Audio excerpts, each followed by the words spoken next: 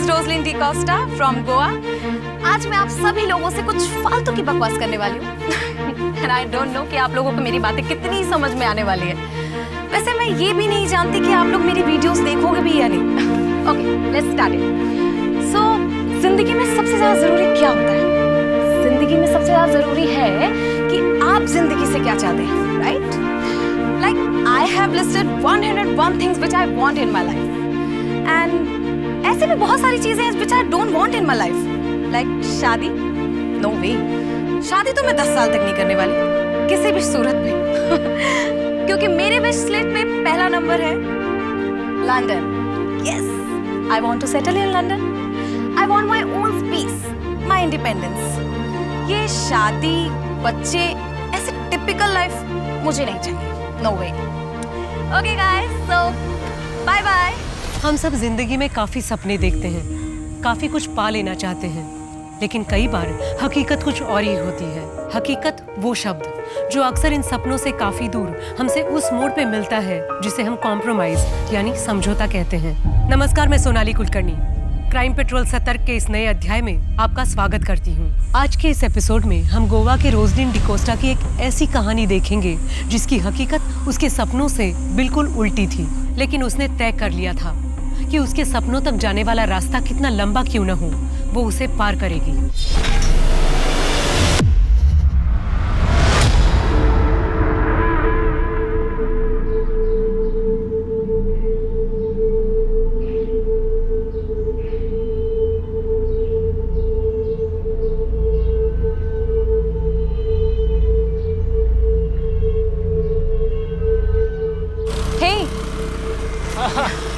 क्या सरप्राइज है? यहाँ क्यों बुलाया?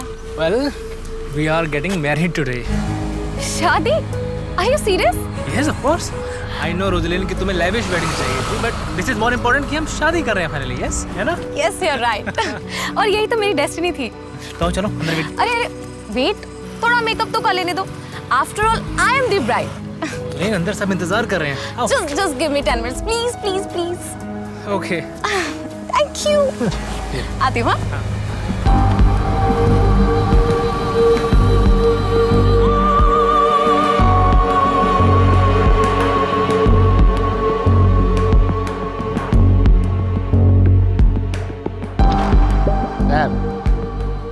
फादर आपको बुला रहे। ओके, मैं आ रहा हूँ 2 मिनट।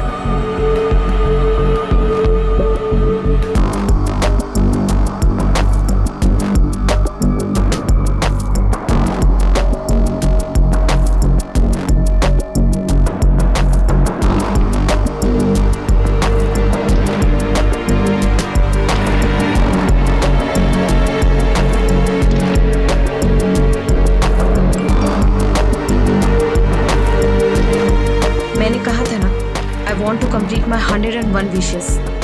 मेरे और मेरे सपनों के बीच और कोई नहीं आ सकता, कोई भी नहीं।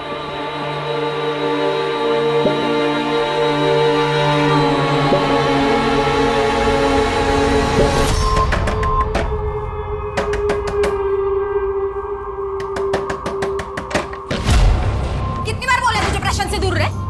कितनी बार बोले प्रशांत से दूर रहे? बिजनेस ट्रिप में तुझे साथ में सुला था, इसका मतलब ये नहीं कि वो तुझसे शादी कर लेगा। तेरी नजर ना सिर्फ प्रशांत के पैसे और प्रॉपर्टी पे। पहले जाकर ना अपने पति को कंट्रोल में कर। अगर आज मैं चर्च से भागी नहीं होती ना, तेरे घर में तीसरे कमरे में मैं बैठी होती। समझ में आया ना तुझे? और अगर मुझे गलती से इंटरेस्ट आ गया ना उसमें, तो 2 दिन में तुझे लात मार के घर से बाहर निकाल देगा। समझ आया? मेरी जगह लेगी तू? हाँ? मेरी जगह लेगी तू? अरे क्या कर रहे हो तुम लोग? अरे छोड़ो एक दूसरे को। रोजलिन क्या है? वाह, एक तरफ प्रशांत, दूसरी तरफ मुर्तजा। और कितने को कहाँ फंसा के रखा है? हाँ? और कितने आशिक है तेरे? माइंड योर टंग, वरना ज़बान खींच लोगे मैं तेरी, समझी? Mind your language. अगर मुझे अगली बार तेरे और प्रशांत के बारे में कुछ पता चला ना, तो याद रख, जिंदा लटका दूँ।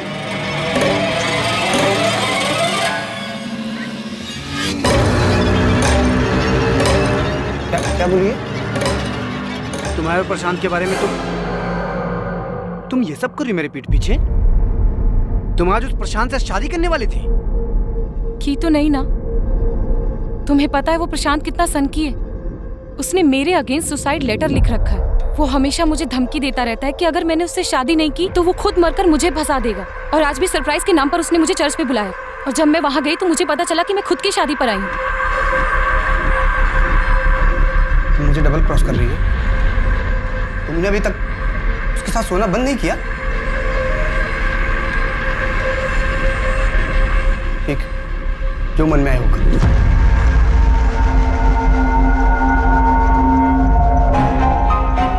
हेलो मम्मी, फरिया से बात कराना, कुछ ठीक नहीं लग रहा है। कौन बोल रहा है?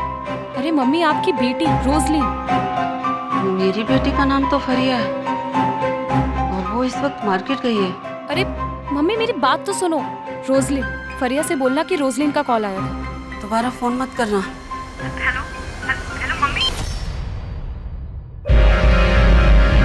शरद भाई आप?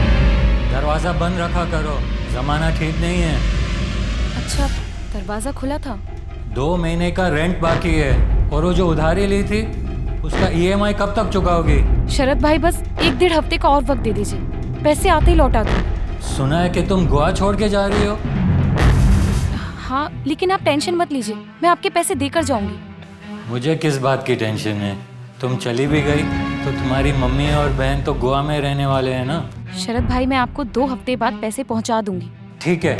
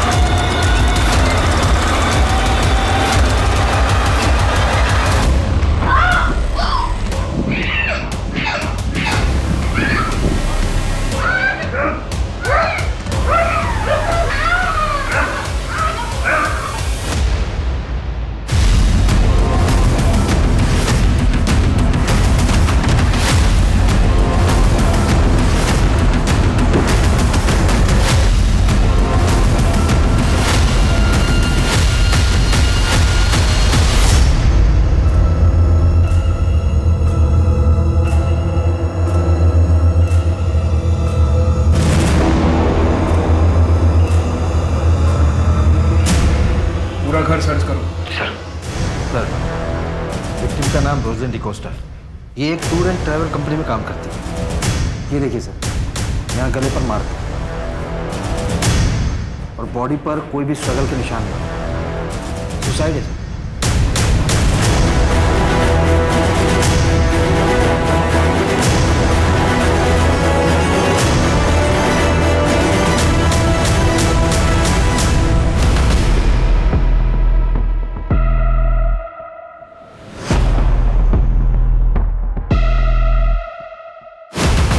कोई फाउल प्ले? लगता नहीं है सर। दरवाज़ा अंदर से लॉक था, घर का कोई सामान भी बिखरा हुआ नहीं था, कैश ज्वेलरी कुछ भी नहीं थी सर। बस ये एक मोबाइल मिला है जो कि पासवर्ड प्रोटेक्टेड है। और कुछ पता चला? सर, पड़ोसियों ने बताया कि अक्सर इसके घर पर एक शख्स आता था, शायद वो उसका बॉयफ्रेंड है।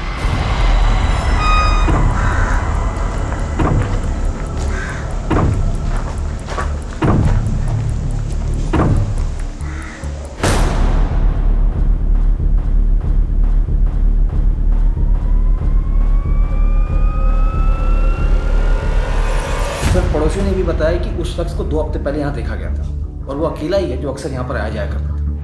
सर, बॉडी को देखकर तो लगता है कि सुसाइड के हुए बहुत दिन हो गए।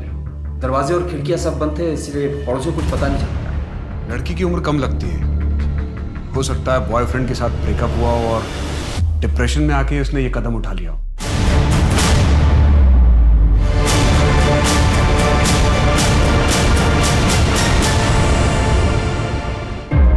यही स्टूल सुसाइड के लिए इस्तेमाल हुआ?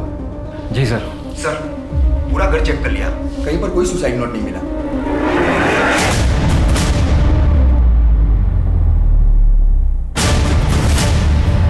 सर, ये तो किसी टी शर्ट या शर्ट का बटन लगता है। बॉडी को पोस्टमार्टम के लिए भेज दो और ये बटन और विक्टिम का मोबाइल एनालिसिस के लिए भेजें। जी सर। सर रोजलिन डिकोस्टा को हमने पिछले महीने ही काम से निकाल दिया था। रीज़न? काम पर उसका ध्यान नहीं था इसलिए। जब आप उससे आखिरी बार मिले थे तब वो क्या डिस्टर्ब थी, जैसे सुसाइडल टेंडेंसी या बॉयफ्रेंड के साथ ब्रेकअप? सर वो हमारे ऑफिस में बस एक एम्प्लॉय थी, उसकी पर्सनल लाइफ के बारे में हम बिल्कुल नहीं जानते, तो आई एम सॉरी। हमें रोजलिन डिकोस्टा के बारे में सारी इन्फॉर्मेशन चाहिए, उसका एड्रेस और alternate contact details. Sure sir.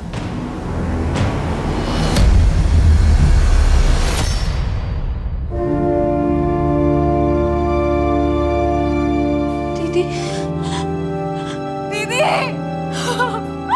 दीदी आंखें खोलो दीदी, आंखें खोलो दीदी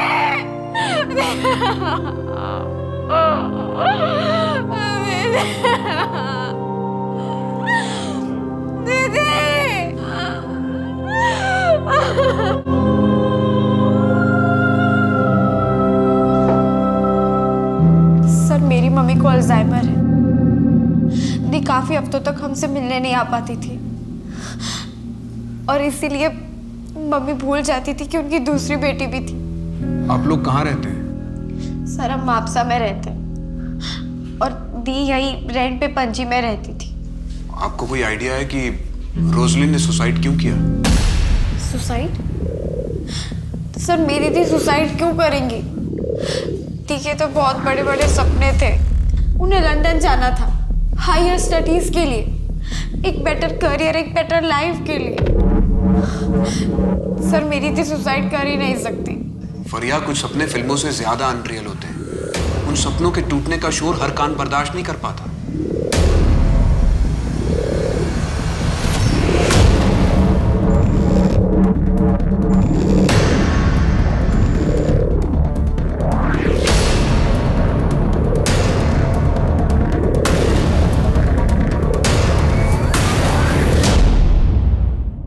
आओ तुम्हें अपना घर दिखाता हूँ। आओ, ये है रुबीना का कमरा, ये बच्चों का। तुम्हें अपना कमरा दिखाता हूँ। कम आओ, ये है हमारा कमरा। रुबीना को हम यहाँ से दूर ही रखेंगे। हाँ? कैसा लगा? बहुत अच्छा है। वाह। फिर 4 BHK कब लोगे? नहीं, फिर तीसरी भी तो आएगी ना। फिर 5 BHK ले लेना, फिर 6 BHK। मैं तो कहती हूँ ना एक विला ले लो, या फिर महल। वो पुराने जमाने में होता था ना 100-200 कमरे वाला, राजा प्रशांत और उनकी रानियां। प्रशांत, मैं निकलती हूँ, कल ऑफिस में मिलूंगी।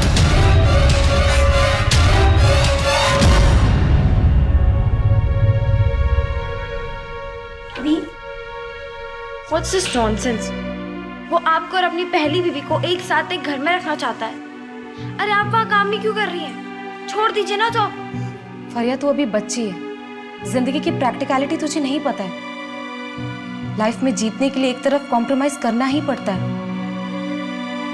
और लाइफ प्लानिंग से चलती है, कोई इमेजिनेशन से नहीं। दी ऐसे कॉम्प्रोमाइज से आप खुश हो? दी एक ही शहर में रहने के बावजूद हम कई हफ्तों तक, महीनों तक मिल नहीं पाते। और दी जरूरी थोड़ी है कि लाइफ में हमेशा कॉम्प्रोमाइज करना पड़े। प्लान्स चेंज भी तो हो सकते हैं ना। सर दी से 2 हफ्तों से मेरी बात नहीं हो पा रही थी, तो मुझे लगा कि शायद वो अपने बिजनेस ट्रिप में चली गई होंगी। लेकिन फिर उन्होंने मुझे फोन पे बताया कि वो नहीं जाएंगी, क्योंकि किसी ने उनको 25 लाख रुपए दिए थे। 25 लाख रुपए? किसने? कुछ नहीं, तुम्हें मिस कर रही थी। Love you, bye. अच्छा लव यू? हाँ, किससे बात हो रही थी? ओए मेरा फोन पहले मुझे बता, किससे आई लव यू बोलना चाह रहा था? नहीं, अरे नहीं, फोन मम्मा। अच्छा ओ बताओ ना। ओके बता रही हूँ। बहुत प्यार करता है मुझसे, बहुत जल्द मिलवाऊंगी भी तुझे उससे, ओके? लेकिन तब तक के लिए तो ये समझ ले कि तेरी दीदी बहुत जल्द लंदन में होगी। सच में? यस। लेकिन उससे पहले मुझे इंग्लिश एफिशिएंसी का टेस्ट देना होगा, वो मैं घर आने के बाद दे दूंगी। लेकिन उसके पहले मुझे एक कॉमन टेस्ट का फॉर्म भी भरना है। मतलब आप यही रहोगे? हाँ, लेकिन जब तक लंदन नहीं जाती तब तक कंपनी के कॉन्ट्रैक्ट की वजह से मैं इमीडिएटली जॉब नहीं छोड़ सकती। लेकिन उसके बाद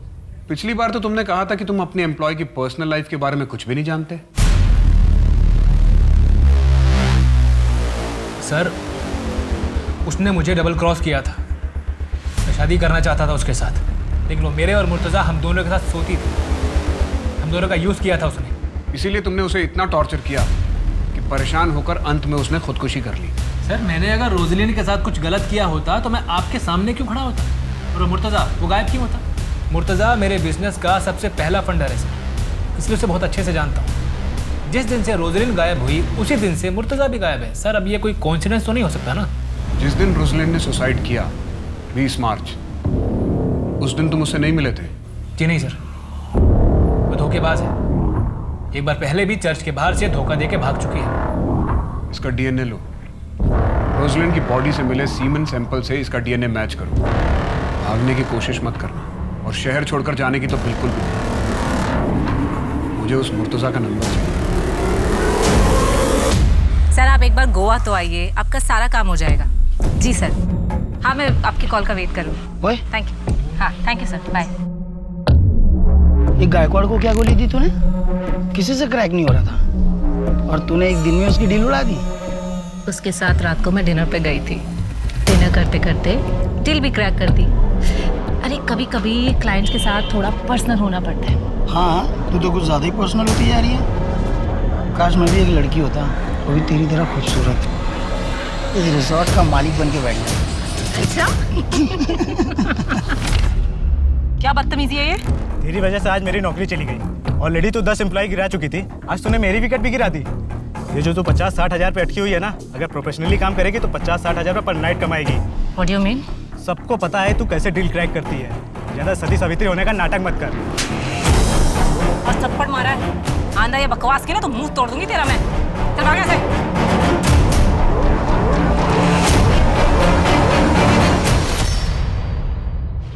सर, ये आपसे मिलना चाहते हैं। फरिया, आपको बार बार यहाँ आने की जरूरत नहीं है। आप माइनर हो, आप अपने साथ अपनी मम्मी को भी परेशान कर रहे हो। सर, मैं अपनी मम्मी को घर पे अकेला नहीं छोड़ सकती। बेटा, कुछ पता चलेगा तो हम सामने से आपको इन्फॉर्म करेंगे। सर, कैसे पता चलेगा जब आप एक मर्डर को सुसाइड मान के बैठे? बेटा, जस्ट ट्रस्ट मी, हम इस केस की जांच बहुत अच्छे से कर रहे हैं। अब आप घर जाओ। सर, प्लीज थोड़ा जल्दी कीजिए। आजकल के बच्चे सुसाइड करने से पहले ये नहीं सोचते कि उनके जाने के बाद उनकी फैमिली का क्या होगा। सर, ये रोजलिन की बैंक अकाउंट डिटेल्स है। उसके अकाउंट में 25 लाख रुपए मुर्तुजा शेख ने डाले थे, और वो उसके फ्लैट का रेंट भी पे करता था। सर, मुर्तुजा की ये फोटो बैंक से मैंने निकलवाई है। जब रोजलिन के पड़ोसियों को दिखाई तो उन्होंने इसे पहचान लिया। ये वही शख्स है जो रोजलिन के घर पर अक्सर जाया करता था, और उसके फ्लैट की चाबी भी इसके पास थी। जिस रात रोजलिन की मौत हुई उसी रात इसका फ़ोन भी बंद हो गया, और इसने अगले दिन 20 लाख रुपए अपने अकाउंट से निकालकर अपने अकाउंट को खाली कर दिया। ये शख्स अब कहाँ है, अब किसी को कुछ पता नहीं। प्रशांत का डीएनए मैच हुआ? सर, अभी तक रिपोर्ट नहीं आई है। इस मुर्तज़ा से 25 लाख रुपए लेने के बाद रोजलिन एक फाइनल बिजनेस ट्रिप पे जाने वाली थी। हो सकता है ये बात मुर्तज़ा को पसंद ना आई हो और दोनों के बीच में झगड़ा हुआ हो। लेकिन ऐसा क्या हुआ जिसकी वजह से रोजलिन ने सुसाइड कर लिया? एक काम करते हैं, रोजलिन के घर को री-इन्वेस्टिगेट करते हैं। शायद हम कुछ मिस कर रहे हैं। रोजलिन की उम्र 24 साल की थी। यूजुअली ऐसी लड़कियों को आर्टिफिशियल ज्वेलरी बहुत पसंद होती है, रोजलिन को भी रही होती, लेकिन हमें पूरे घर में सर्च के दौरान कोई ज्वेलरी नहीं मिली, ना ही कोई सुसाइड नोट। दिनेश, जरा उसका वीडियो दिखाना। शायद उसमें उसने आर्टिफिशियल ईयररिंग पहने थे। हाँ, ये ईयररिंग भी हमें घर में नहीं मिली, ना ही उसकी डेड बॉडी पर।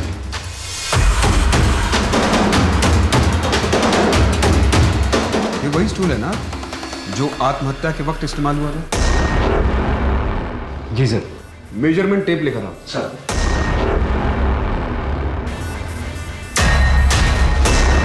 दिनेश, इस स्टूल की हाइट नापो। जी सर।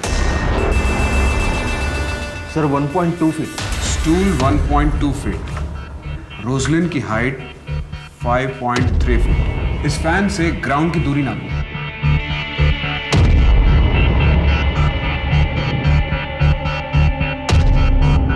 10 फीट। और हमें डेड बॉडी फैन से 1.5 फीट नीचे मिली थी।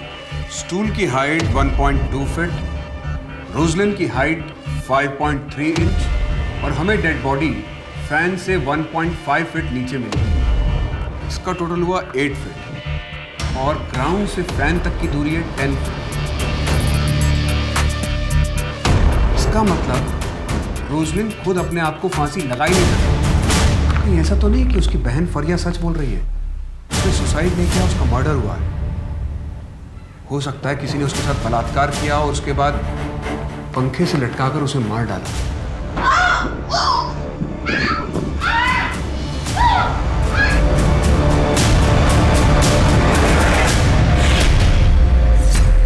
लेकिन सर घर में किसी के फोर्स एंट्री के निशान नहीं थे। हो सकता है हत्यारा रोजलिन की जान पहचान वाला हो, जिसके लिए रोजलिन ने आसानी से दरवाजा खोल दिया। शायद उसका वो बॉस है या फिर वो उसका बॉयफ्रेंड जिसके पास हर वक्त एक चाबी रहती है।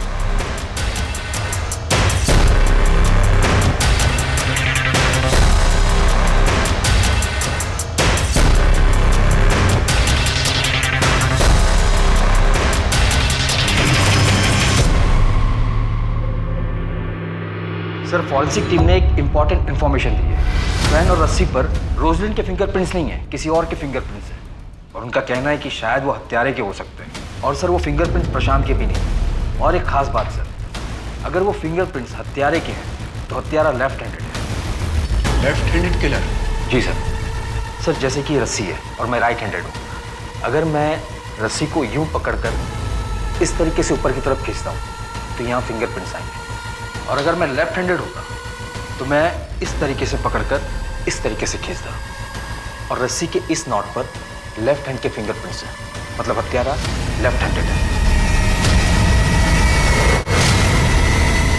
चेकआउट करना। Yes sir.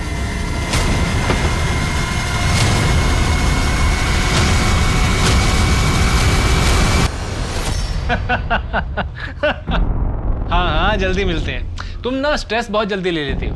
अच्छा कल मिलते हैं, ओके? किससे बात कर रहे हो? रोजलिन ने तो तीसरी पकड़ लिया। बाद में बात करता हूँ। अगर तुम मुझसे अच्छे से बात करती ना तो आज मुझे किसी और से बात करने की जरूरत नहीं पड़ती।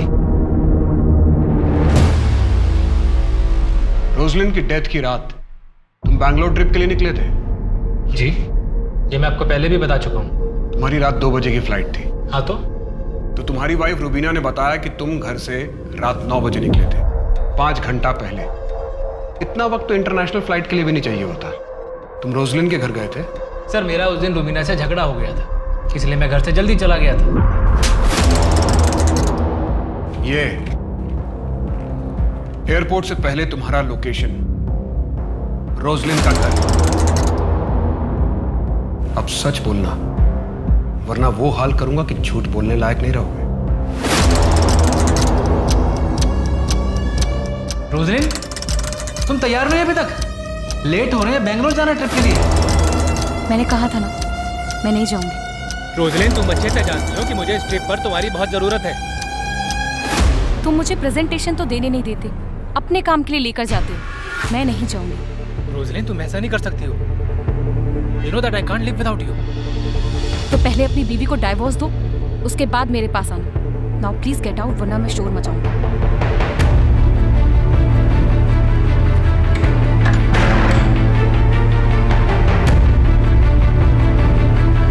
मम्मी, फरिया से बात कराना, कुछ ठीक नहीं लग रहा है। कौन बोल रहा है? अरे मम्मी, आपकी बेटी रोजलिन। बेबी क्या जरूरत थी उस शरत से पैसे लेने की तुमको? तो मैं क्या करती, मेरे पास कोई ऑप्शन नहीं था। मेरी मम्मी के ट्रीटमेंट में सारे पैसे खर्च हो जाते हैं, ऊपर से वो मेरा लैंडलॉर्ड। एक नंबर का सूदखोर भी है। बेबी रिस्की होता है। अच्छा ठीक है, कल शाम तक मैं तुमको 5 लाख इंतजाम करके देता हूँ, तुम उसका पैसा वापस दो। थैंक्स, बट मुझे सिर्फ 2 महीने की EMI के लिए चाहिए, बाकी मैं मैनेज कर लूँगी। अच्छा, तुम गैरों से पैसा ले सकती हो, लेकिन मुझसे नहीं। मैं कुछ नहीं सुनूंगा। तुम कल का कल उसका पैसा वापस करो।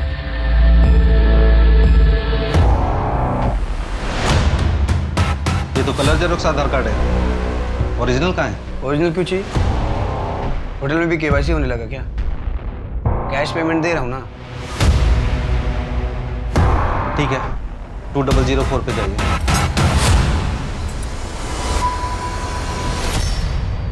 सर साउथ गोवा के होटल में मुर्तजा शेख को पकड़ा गया है। वो वहाँ जाली आधार बनाकर स्टे कर रहा था। होटल के मैनेजर को डाउट हुआ तो उसने पुलिस को इन्फॉर्म किया। मेरी लोकल पुलिस से बात भी हुई। ये मुर्तजा शेख आज शाम तक हमारे कब्जे में होगा। ग्रेट। रोशनी सुसाइड कर ही नहीं सकती सर, मैं जानता हूँ उसको, वो ऐसा नहीं कर सकती। हाँ ठीक है, तूने मारा होगा उसे। मैंने क्यों सर, मैं क्यों मारूंगा उसको? मैं तो प्यार करता था उससे, मैं मार ही नहीं सकता हूँ। अच्छा ठीक है, चाय पीते हैं, बाद में बात करेंगे। पी लेफ्टी है क्या? लेफ्टी है। हाँ सर, क्यों क्या हुआ? नीचे रख, हाथ नीचे रख। फिंगरप्रिंट मैच करो। सर मैं सच बोल रहा हूँ, मैंने कुछ भी नहीं किया सर। देखिए सर, मैं आपको बताता हूँ, जैसे मुझे पता चला ना कि रोजली ने सुसाइड कर दिया तो मैं डर गया था, इसलिए मैं भाग गया था सर। मैं सच तू अपनी कहानी पे अड़ा है, अगली बार एविडेंस के साथ बात करो।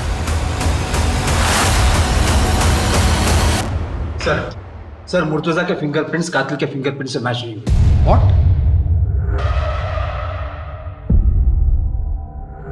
कहीं ऐसा तो नहीं है कि अब तक इस केस में हम उल्टी दिशा में इन्वेस्टिगेशन कर रहे थे? अब तक इस केस में हम पर्सनल मोटिव तलाशने की कोशिश कर रहे थे। ऐसा भी तो हो सकता है कि रोजलिन एक रैंडम टारगेट हो। सर कोई पेशावर मुजरिम? बिल्कुल हो सकता है कोई मुजरिम लूटपाट के इरादे से घर में घुसा हो और उसे रोजलिन मिल गई। एक काम करते हैं, एक लिस्ट तैयार करते हैं ऐसे पेशेवर मुजरिमों की जो लेफ्ट हैंडेड हो और जिन्होंने विक्टिम को मारने से पहले उनका रेप किया।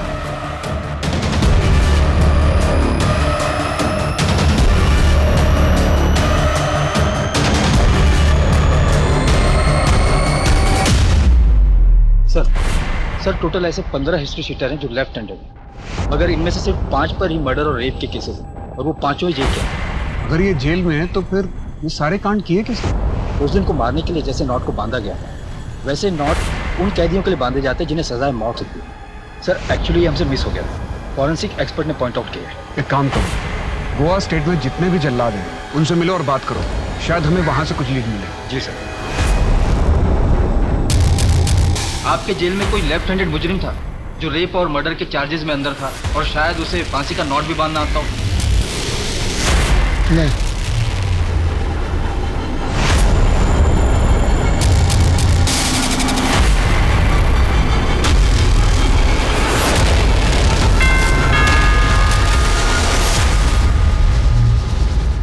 ये देखो, लंदन की टिकट। ये टिकट ही उस दिन मैं उसको देने गया था रोजलिन को। उसके लिए मैंने लंदन की टिकट बुक की थी। ये देखो, PNR भी कंफर्म हो गया था। इस पे तो आज का डेट है। हाँ, पर अफसोस कि आज ये सीट खाली जाएगी। रोजलिन अपने सपनों को पूरा करने के लिए लंदन नहीं जा पाएगी। Thank you for being with him. आज तक दी की लाइफ में जो भी आया वो बस उन्हें एक्सप्लॉइट करना चाहता था, लेकिन आपने ऐसा नहीं किया। दी बहुत खुश थी आपके साथ, आपने उनका बहुत ख्याल रखा। यू डोंट वरी, मैं तुम्हारा और आंटी दोनों का ख्याल रखूंगा। क्या मैं ये टिकट रख सकती हूँ दीदी की याद के लिए? Yes, of course. Keep it.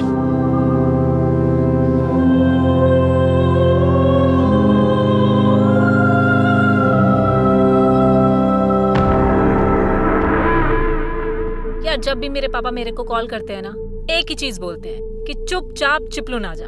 अब ये बता मैं चिपलून जाके करूंगी क्या? जितना कमा रही हूँ गोवा में उतना कर सकती हूँ वहां पे काम? बिल्कुल भी नहीं। और वैसे भी मुझे अपनी सिस्टर को ना अच्छे कॉलेज में डालना है, और तुझे तो पता ही है कि MBBS का कितना डोनेशन देना पड़ता है। और हाँ, I want to open my own resort. एक काम करते हैं, मुझसे शादी कर ले यार, साथ में रिजॉर्ट खोलेंगे। क्या शादी? हाँ, शादी कर ले, हो गया तेरा? चल मैं जा रही हूँ, मुझे लेट हो रहा है। खत्म तो कर ले। हाँ तो तू कर लियो ना, और इसके पैसे भी बता दियो कि कितने लगे। डच कर ले। खत्म तो कर ले। बाय।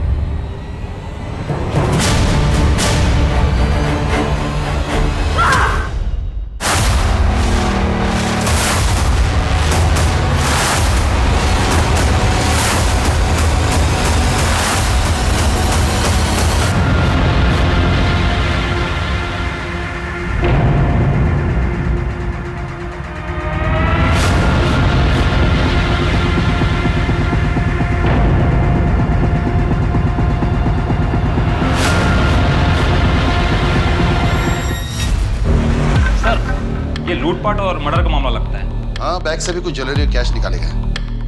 फॉरेंसिक वाले को कहना है कि किलर लेफ्ट हैंडेड था। सर वो लोग इतने कंफर्म कैसे हैं? बैग की चेन पर अंगूठे का निशान दाहिनी तरफ। अगर इसे दाहिने हाथ से खोला गया होता तो चेन पर निशान बाईं तरफ होता।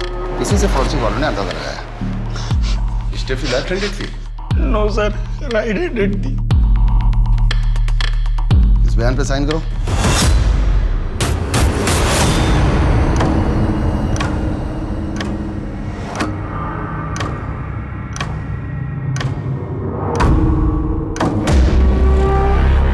कौन? देखो क्या सर बीड़ी है। बॉडी को पोस्टमार्टम के लिए भेजो और इसे फॉरेंसिक लैब में और पता करो इस बीड़ी पे कौन से थंब के निशान हैं। और जितने भी स्टेफी के करीबी हैं उन सबके सैंपल कलेक्ट करो। मुझे लग रहा है कि शायद इसका रेप भी हुआ है। सचिन और स्टेफी के जानने वालों में से किसी के भी सैंपल मैच नहीं हो रहे।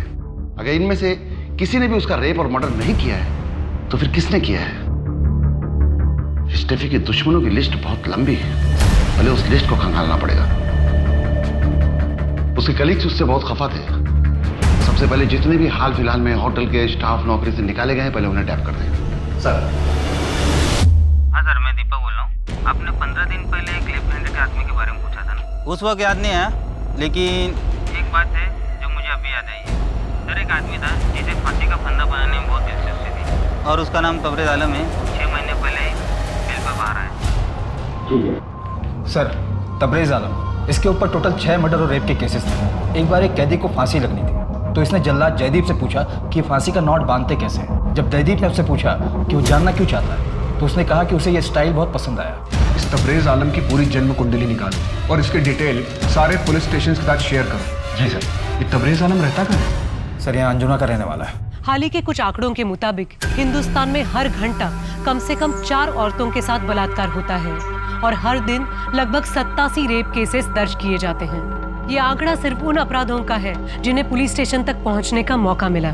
रोजलिन और स्टेफी दोनों के साथ पहले बलात्कार हुआ था, जिसके बाद दोनों को जान से मार दिया गया था। शक की सुई अब विक्टिम्स के आसपास के लोगों से हटकर एक ऐसे अपराधी पर थी जिसके कारनामों की फहरिस्त काफी लंबी थी।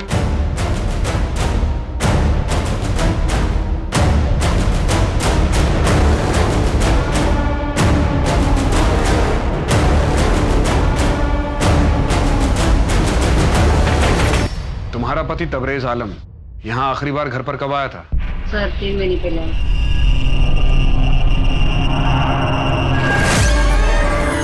आप कब आए? कब से तुझे सोता देख रहा हूँ। फिर उठने का इंतजार कर रहा था। बहुत इंतजार करवाया तूने। ऐसा लगा कि हमेशा के लिए सुला दूँ। मजाक कर रहा हूँ। तू मायके क्यों नहीं गई? बोला था ना तुझे मायके चले जाने के लिए। यहाँ तेरा रहना ठीक नहीं है। हाँ? घर में अकेले रहती है। अगर कोई सन की घर में घुस जाए, तेरा रेप कर दे और तुझे मार दे तो? आप जेल से कब छूटे? अरे पागल है साले, किसी और की जगह मुझे पढ़ के ले गए थे। तू सो जा, मैं आता जाता रहूंगा। वो साजिद के साथ मैंने नया धंधा शुरू किया है, उसी काम से बाहर जा रहा हूँ। सर घर को सर्च कर रहा था तो ये शर्ट मिली, इसकी एक बटन मिसिंग।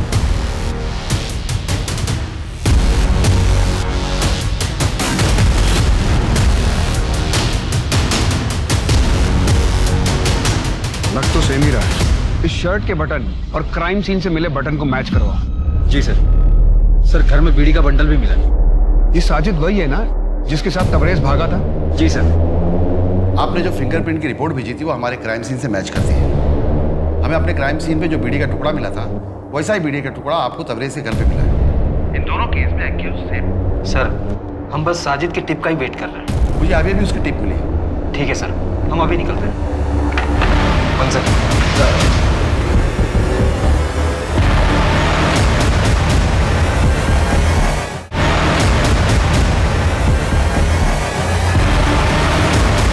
साजिद, एक बड़ी पार्टी है, 50 किलो बिरयानी चाहिए। मिलेगा ना भाई? किधर डिलीवरी करना है? गोवा जेल में, जहाँ से तू भागा था।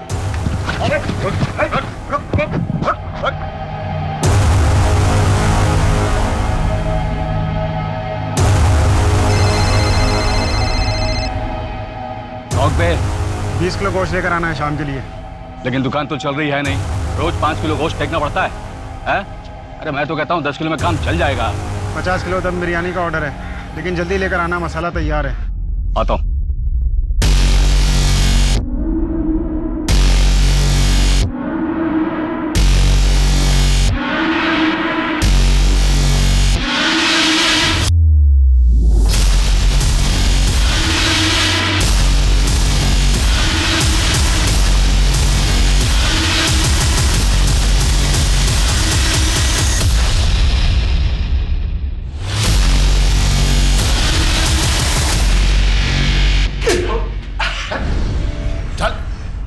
बोल जल्दी जल्दी।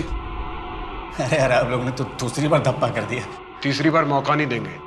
इस बार तुझे अंडा सेल में रखेंगे, वहीं अपनी दुकान डाल लेना।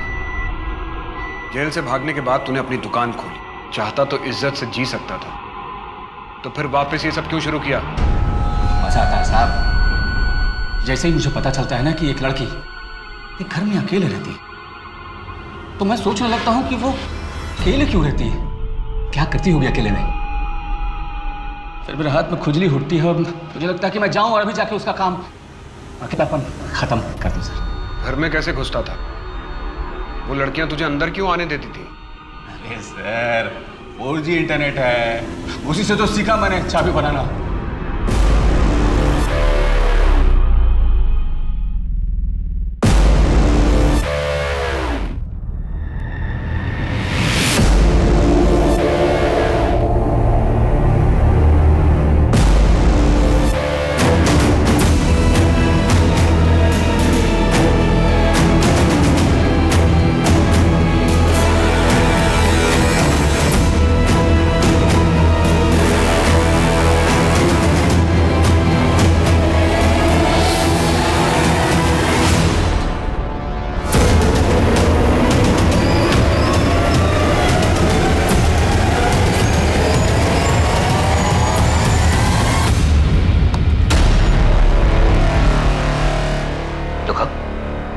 लो ना, 4 घंटे धीमी आंच पर पकाया है, स्पेशल दम बिरयानी। खाओ।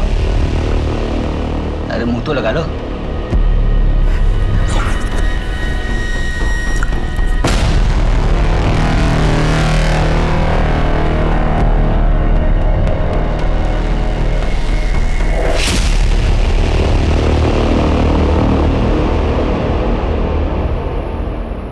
फांसी में बड़ा इंटरेस्ट है ना तुझे?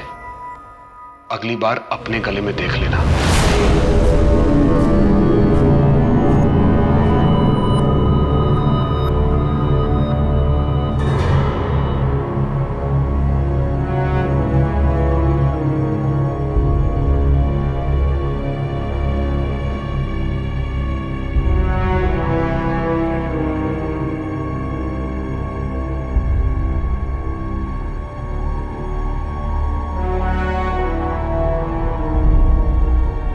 पुलिस की गिरफ्त में आने के बाद तबरेज आलम ने ऐसी और 6 औरतों के बारे में बताया जिनके साथ बलात्कार करने के बाद उसने उनकी हत्या की। आज भी उसे अपने किए पे जरा भी पछतावा नहीं है। रोजलिन और स्टेफी दोनों महत्वाकांक्षी लड़कियां थीं जो अपने परिवार की जिम्मेदारी उठा रही थीं। एक इंसान के कुटिल प्रवृत्ति के कारण उनके उज्जवल भविष्य और अभिलाषापूर्ण जीवन को समय से पहले समाप्त होना पड़ा। राक्षसों को मारने वाली देवियां और उन्हें पूजने वाले अब इस देश में सुरक्षित नहीं हैं, लेकिन हम सब मिलकर इन्हें सुरक्षित कर सकते हैं। अब मैं सोनाली कुलकर्णी आपसे विदा लेती हूँ। फिर मिलेंगे एक ऐसे ही चौंका देने वाले केस के साथ क्राइम पेट्रोल सतर्क जस्टिस रीलोडेड में। तब तक अपना और अपने परिवार का ख्याल रखिए। आप जानते हैं हम सब एक मुश्किल दौर से गुजर रहे हैं। कृपया मास्क पहने, समय समय पर हाथ धोते रहें और उचित दूरी बनाए रखें। जय हिंद।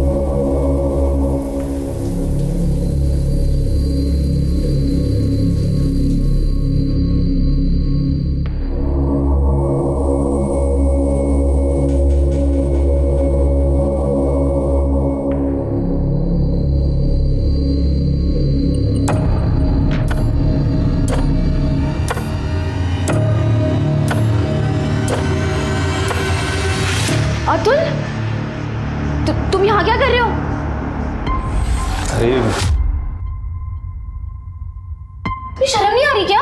मैं तुम्हारे दोस्त की बहन हूँ। नहीं, मुझे लगा ये प्रवीण का कमरा है इसलिए मैं। अच्छा, बेवकूफ समझ के रखा है मुझे? हाँ, तुम्हें पता नहीं दादा का कमरा कौन सा है? छीना क्यों? छुआ मत मुझे, दूर रहो मुझसे, दूर रहो मुझसे। क्या हुआ? दादा, मैं कपड़े चेंज कर रही थी और ये अतुल मुझे वहां से झांक झांक के देख रहा था। मोनिका, तुम्हें ठीक से दरवाजा लगाना चाहिए था ना। दादा, मोनिका देखो, इस पे गुस्सा होने की जरूरत नहीं है। अरे होने वाला पति है तुम्हारा, और वैसे भी नेक्स्ट ईयर इसके साथ शादी होने वाली तुम्हारी। एक मिनट, नेक्स्ट ईयर क्या? मेरी इससे शादी नेक्स्ट जन्म में भी नहीं हो सकती। मोनिका दादा प्लीज। मोनिका मेरी बात।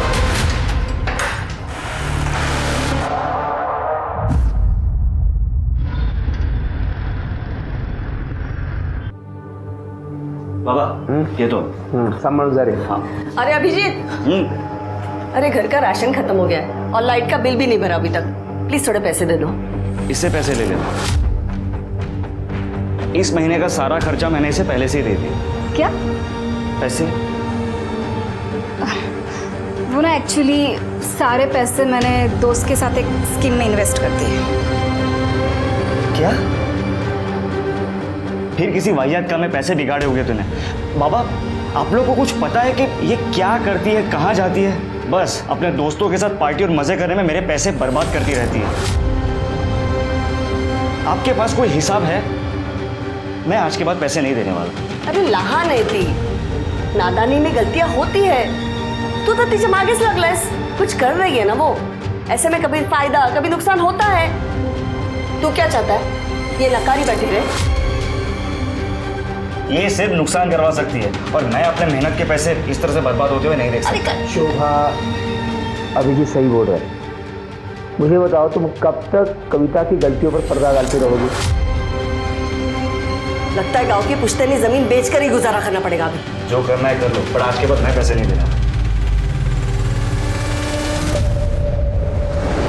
अब तो घर जाने को भी डर लगता है।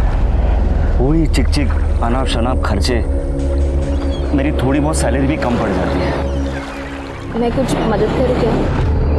देख मोनिका, तुम अमीर हो, पर मैं इतना भी गरीब नहीं कि तेरे भाई से मदद लूँ। एटलीस्ट मेरी ये खुददारी प्लीज बची रहे। हाँ, लेकिन उस घर से मैं कंटाल गया हूँ। सोचता हूँ कि कहीं दूर चला जाऊँ।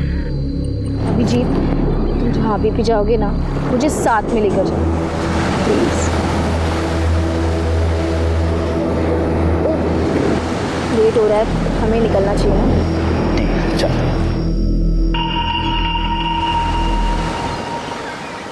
हेलो, तुम्हारे भाई को पता है क्या? उसी के दोस्त के साथ तुम्हारा चक्कर चल रहा है? नहीं, दादा को कुछ नहीं पता, लेकिन अगर तुमने उनकी कान भरने की कोशिश की ना, तो तुम्हारी ये शक्ल मार मार के बिगाड़ दूंगी मैं। चलो अभी।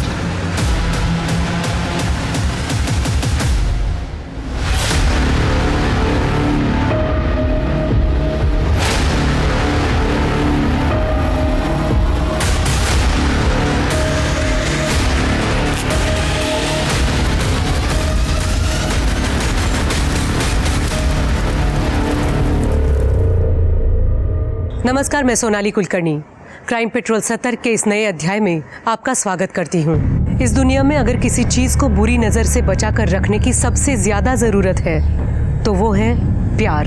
हम सब अपने रिश्तों में प्यार और भरोसा चाहते हैं। यही चाहत और यकीन कई बार अचानक किसी हादसे का शिकार होकर खत्म हो जाता है, और कभी कभी अपने इसी भरोसे के चलते हम खुद भी हादसों को न्योता दे बैठते हैं। इस केस में पुलिस के सामने सबसे बड़ा सवाल यही था कि जिसे पेट्रोल छिड़क कर जला दिया गया वो आखिर कौन था।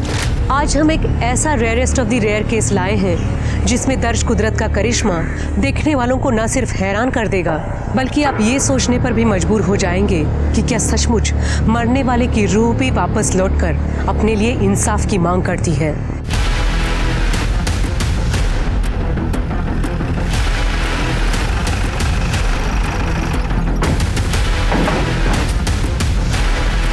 किधर है? अब इधर है।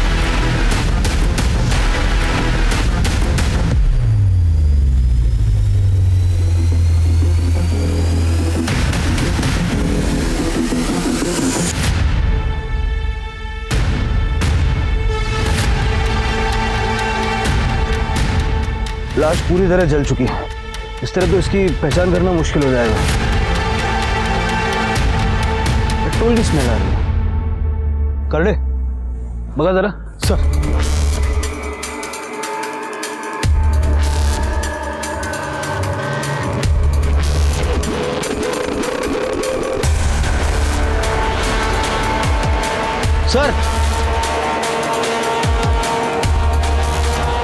सर ये क्या मिला है और इसमें थोड़ा पेट्रोल भी बचा है।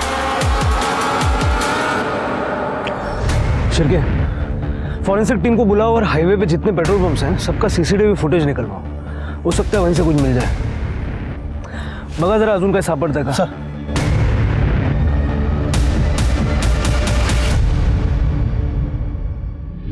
सर, क्राइम सीन पे जो पेट्रोल का कैन मिला था और उसके ऊपर जो फिंगरप्रिंट थे सर, हमारे डेटाबेस में किसी से मैच नहीं कर रहे सर। और फॉरेंसिक ने कंफर्म किया है कि वो मेल की बॉडी है। एक बेल्ट का बक्कल भी मिला था। आसपास के रोड की सीसीटीवी में कुछ मिला? नहीं सर, कुछ भी सस्पिशियस नहीं दिखा है। शिरके, काम करो, सारे मिसिंग कंप्लेंट्स चेक करो। ठीक है सर।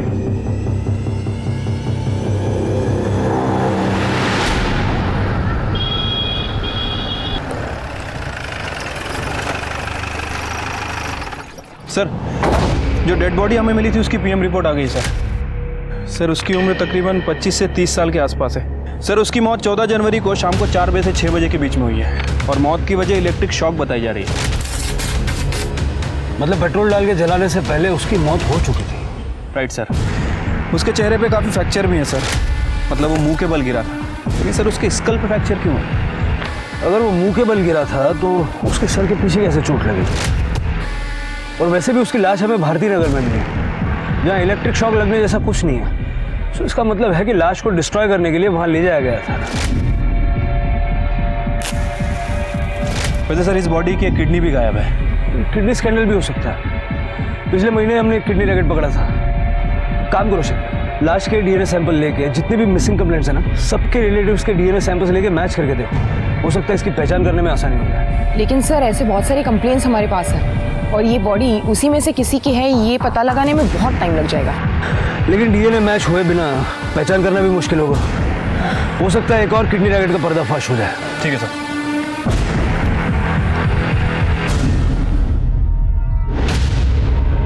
तमाम कोशिशों के बावजूद पुलिस को ना ही उस अनजान लाश की शिनाख्त में कोई कामयाबी मिल रही थी और ना ही कातिल का कोई सुराग मिल पाया। लेकिन 2 साल बाद अचानक एक ऐसी अजीबोगरीब घटना घटी कि खुद पुलिस भी हैरान रह गई।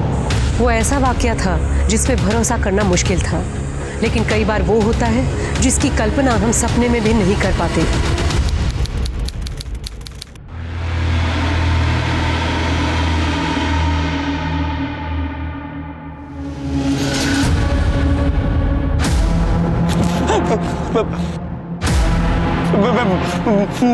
मुझे माफ कर दो, मेरा पीछा छोड़ दो।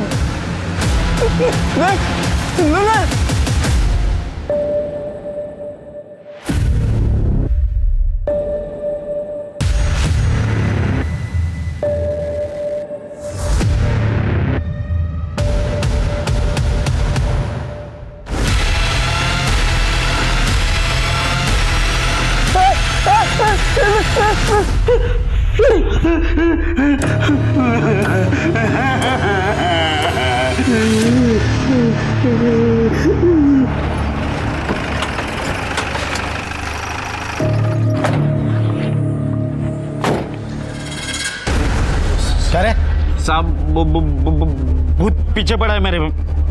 अरे सुबह सुबह माल भूख क्या है क्या? क्या नाम क्या तेरा? बबन साहब, मैं सच कह रहा हूँ। वो दिन रात डरा था मेरे को। बोलते 2 साल पहले उसको किसी ने वो भगवती नगर में जला दिया था। उसको इंसाफ नहीं मिलेगा तब तक मेरा पीछा नहीं छोड़ेगा। साहब मेरे को बचा लो। साहब वो थोड़ा पैसा मिलेगा, भूख लगा है। क्या रे, अच्छा तरीका निकाला है तूने पैसा मांगने का। चल निकल। करडे, काय झालं? सर ये बोल रहा है कि 2 साल पहले भगवती नगर में किसी को जलाया था। हाँ सर। उसका भूत इसको बार बार दिख रहा है। शिरके से मिलवा उसको। सर पर ये माल फूकनारे लोग हैं, इन लोग कुछ भी बहाना बता के पैसा निकालते, इग्नोर कर लो सर इनको। कळडे मी म्हणतो तेवढं करा, शिर्केकडे नाही आता। सर चल रे।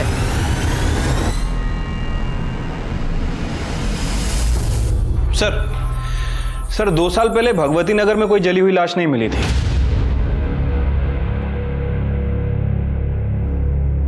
भगवती नगर नहीं, भारती नगर। तुम्हें याद है 2 साल पहले भारती नगर में हमें एक जली हुई लाश मिली थी। 25-30 साल का लड़का था, एक किडनी भी गायब थी। हाँ सर, और ये भारती नगर और भगवती नगर आसपास ही हैं। उस वक्त लाश की पहचान नहीं होने की वजह से केस आगे नहीं बढ़ पाया था। एक काम करो, उस केस की फाइल निकालो और इस बबन को भी ढूंढ के निकालो। सर साहब जो कुछ है ना वो बड़े सबको सच सच बता दे।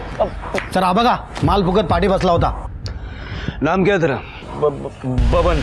बबन, तेरी ये भूत वाली कहानी है मजेदार, लेकिन तेरी बात पे कोई विश्वास क्यों करे? यकीन मानिए साहब, मैं सच बोल रहा हूँ। उस भूत ने मेरा जीना हराम कर दिया है। वो नशा भी कितना भी कर लूं, फिर भी वो सपने में आ ही जाता है। क्या बोलता है? मुझे इंसाफ दिला दो, या और आगे भी कुछ बोलता वो? मतलब वो आके डराता है मेरे को साहब।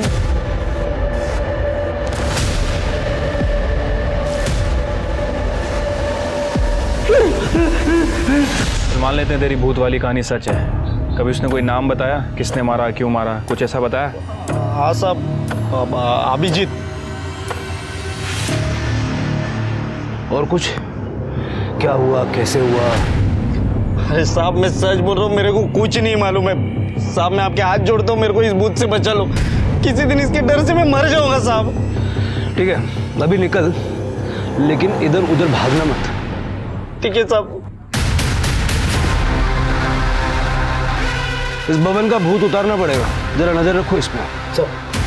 शिरके, 2 साल पहले की मिसिंग कंप्लेंट्स दोबारा चेक करो। उसमें अभिजीत नाम के 25-30 साल के लड़के की कोई कंप्लेंट है क्या, जरा देखो। ठीक है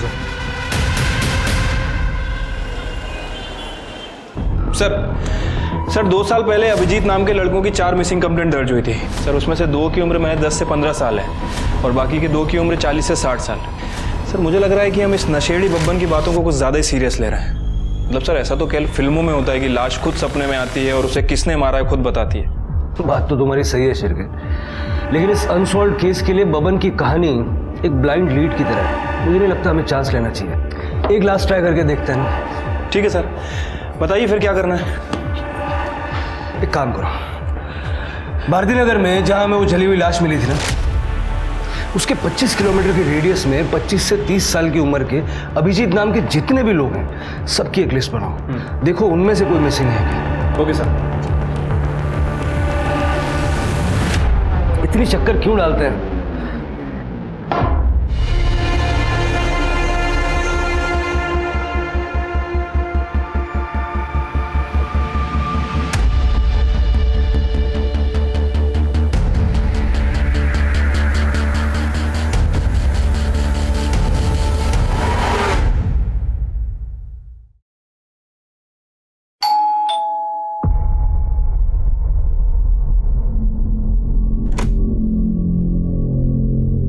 चंद्रकांत यादव का घर यही है? हाँ। बाबा। काय ग? पुलिस साहब आप यहाँ? घबराइए मत, हम लोग बस जनरल इंक्वायरी के लिए आए हैं। अभिजीत नाम का लड़का यहीं रहता है? रहता था साहब। अभिजीत मेरा बेटा है, लेकिन 2 साल पहले वो घर छोड़कर चला गया है। वो अभी तक नहीं लौटा है। 2 साल पहले आपका बेटा घर छोड़ के चला गया और आप लोगों ने कोई मिसिंग कंप्लेंट ही नहीं की? क्या कंप्लेंट करते साहब, वो खुद घर छोड़कर चला गया। फिर उसने एक मैसेज भी लिखा कि वो नहीं आएगा वापस। हमारा और उसका संबंध खत्म। उसके बाद हमने उसका फ़ोन भी ट्राई किया, लेकिन हमेशा बंद ही आया। साहब एक मिनट रुकिए।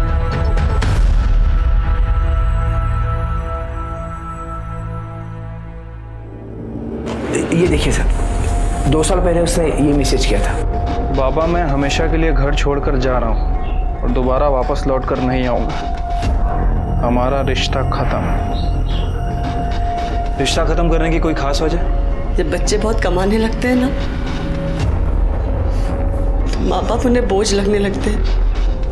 वो हमारी जिम्मेदारी नहीं लेना चाहता था। लेकिन आप ये सब क्यों पूछ रहे हैं? देखिए, 2 साल पहले हमें एक बॉडी मिली थी और हमें शक है कि वो अभिजीत की ही बॉडी है। क्या?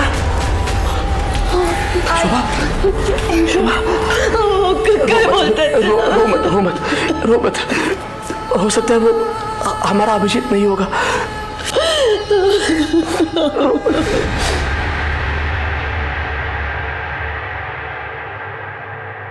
अभिजीत जाधव? शिर्के, जाधव फैमिली का डीएनए सैंपल ले लो। लाश का डीएनए रिपोर्ट तो हमारे पास है ही। अगर ये दोनों सैंपल मैच हो जाते हैं ना, ये गुत्थी सुलझ जाएगी। राइट साहब।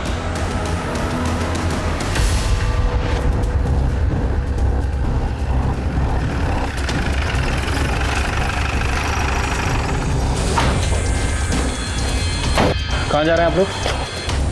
साहब, वो जब से पता चला है कि अभिजीत का शायद खून हो गया है, तब से उसकी माँ की तबीयत बहुत ख़राब है। उसको डॉक्टर के पास ले जा रहा हूँ। ठीक है, लेके जाइए इन्हें। जी। लेकिन उसके बाद आपको हमारे साथ चलना होगा। आपके साथ? क्यों साहब? डीएनए टेस्ट के लिए। डीएनए टेस्ट के लिए?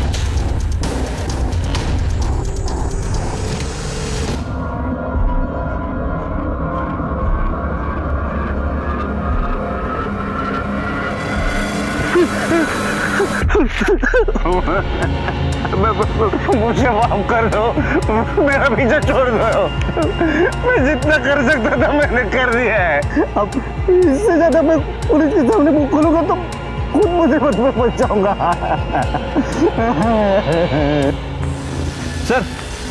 सर डीएनए रिपोर्ट आ गई है सर। जो बॉडी हमें मिली थी उसका डीएनए चंद्रकांत के डीएनए से 50% मैच हुआ है।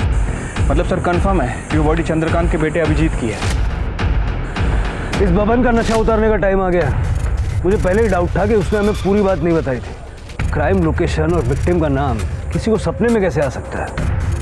हाँ सर, वैसे डाउट तो मुझे भी था, लेकिन अभी रिपोर्ट कंफर्म होने से डाउट खत्म हो गया। शिर्के, हो ना हो, मुझे लगता है बबन ने ये पूरी घटना अपनी आंखों से देखी है। अभिजीत के घर वालों से पूछताछ करो और बाद में इस बबन को भी उठाओ। ठीक है सर। साहब, हमारी तो पूरी उम्मीद ही खत्म हो गई। अब तक तो ऐसा लगता था कि अभिजीत कभी ना कभी तो घर आ जाएगा। मैं तो उसका 2 साल से इंतजार करता रहा, अभी भी करता था साहब, लेकिन दुर्भाग्य से वो नहीं आया। उसकी मौत की खबर आ गई साहब। हमने ऐसा क्या गुनाह किया था साहब कि भगवान ने ऐसी सजा दी कि हम अपने बेटे का अंतिम संस्कार भी नहीं कर पाए साहब। चंद्रकांत जी, संभालिए अपने आप।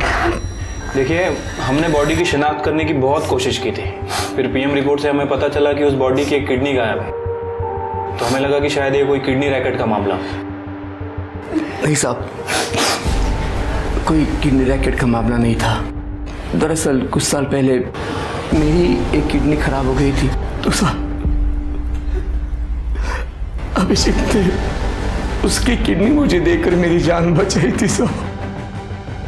अभिजीत की किसी के साथ कोई दुश्मनी, कोई लड़ाई, कोई झगड़ा? हमारा बेटा तो बहुत अच्छा लड़का था, खूब गुणी होता, तो उसकी किसी के साथ क्या दुश्मनी हो सकती है? चल बैठ नीचे।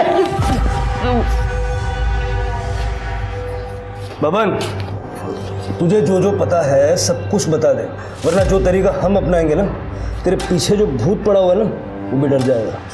हाँ, मैं सच बता रहा हूँ, मेरे को जितना मालूम था मैंने सब बता दिया।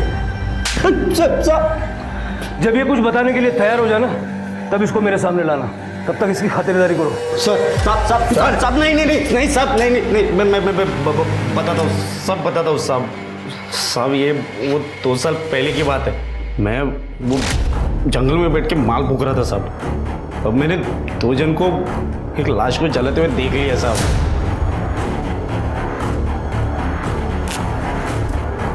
मैंने झाड़ियों में छुपकर सब कुछ देख लिया था। वो लोग जाते जाते एक दूसरे से बात कर रहे थे कि आज के बाद अभिजीत के बारे में कोई भी कुछ भी बात नहीं करेगा। बाद में वो लोग कार में बैठ के चले गए साहब। शक्ल देखी थी उनकी? गाड़ी कौन सी थी, कुछ याद है? नहीं साहब, चेहरे तो उनके ढके हुए थे और वो गाड़ी बिड़ी का मेरे को कुछ नहीं समझता है। 2 साल बाद तुझे पुलिस के पास आने की क्या सूझी? पहले क्यों नहीं बताया? और ये अभिजीत की लाश सपने में आके डराती है, बताती है, ये सब नाटक करने की क्या जरूरत थी? वो ऐसा हुआ कि वो लोग जाने के बाद उस दिन मैंने नजदीक जाके देखा था साहब। वो डरावनी लाश देख के मेरी तो बत्ती गुल हो गई थी साहब। उसके बाद से वो लाश रोज मेरे सपने में आने लगी। अगर तूने कुछ किया नहीं था तो तुझे डरने की क्या जरूरत थी? साहब, अगर मैं आप लोगों को ये बता देता कि वो लाश को जलाने का मैं गवाह हूं तो आप लोग तो मेरे को ही पकड़ के पूछताछ करते ना। और ऊपर से ये कांड जो लोग ने किया था वो लोग भी मेरे जान के पीछे पड़े जाते। इसके लिए मैंने आप लोगों को आधा ही बात बताया। सर, ये अभिजीत के बारे में कुछ इन्फॉर्मेशन मिली है सर। एक कंपनी में सेल्स मैनेजर था, लेकिन उसने जॉब नहीं छोड़ी थी। जादव फैमिली के बारे में पूछताछ की? हाँ सर, उसकी बहन कविता के बारे में पूछताछ की है सर। उनका कहना है कि काफ़ी अय्याश किस्म की लड़की है, पैसे काफ़ी उड़ाती थी, देर रात तक घर से बाहर रहती थी, घर का सारा खर्चा अभिजीत ही चलाता था। और इस बात को लेकर दोनों भाई बहनों में काफ़ी लड़ाई हुआ करती थी।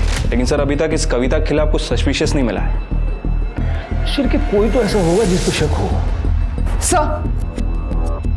सर, एक जरूरी बात पता चली है। हमने अभिजीत के 2 साल पुराने कॉल रिकॉर्ड्स चेक किए। उसमें एक नंबर मिला है जिस पे वो लगातार बात करता था। सर, ये देखिए, ये नंबर किसी मोनिका देशमुख के नाम पर रजिस्टर्ड है। हमने उसकी लेटेस्ट लोकेशन भी पता किया और ये मोनिका और अभिजीत दोनों एक ही कॉलेज से पास आउट हुए 2012 में। सर, और एक बात, ये दोनों देर रात तक बात करते थे। सर, अभिजीत की मोबाइल की आखिरी लोकेशन करवे नगर की थी। करवे नगर से भारती नगर 10 किलोमीटर की दूरी पे, जहाँ पर हमें अभिजीत की लाश मिली थी। जरा पता करवाओ ये अभिजीत करवे नगर क्या करने गया था। सर, शिरके, ये मोनिका और अभिजीत का लेट नाइट बातें करना इस केस का इंपॉर्टेंट एस्पेक्ट हो सकता है। हो सकता है यहीं से कोई बड़ी लीड मिल जाए। इस मोनिका से बात करनी पड़ेगी।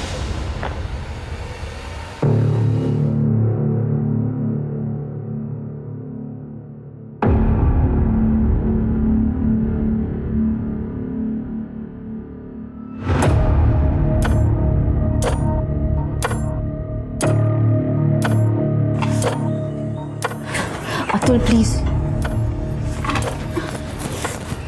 अतुल प्लीज, बहुत काम पड़ा है और मेरा मन भी नहीं है। मन नहीं है तो क्या मना करेगी मुझे?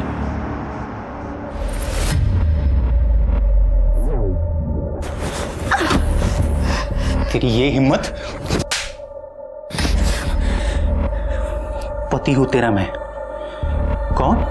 पति। क्यों करते रहते हो अतुल रोज रोज? क्या बिगाड़ा है मैं तुम्हारा?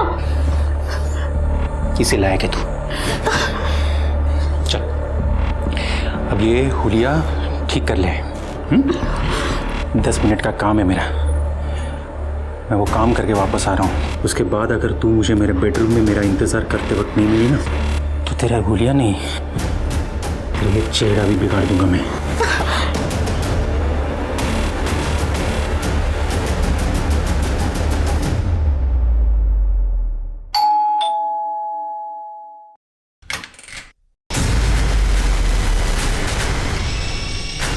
जी, आप लोग? मोनिका। जी, कहिए।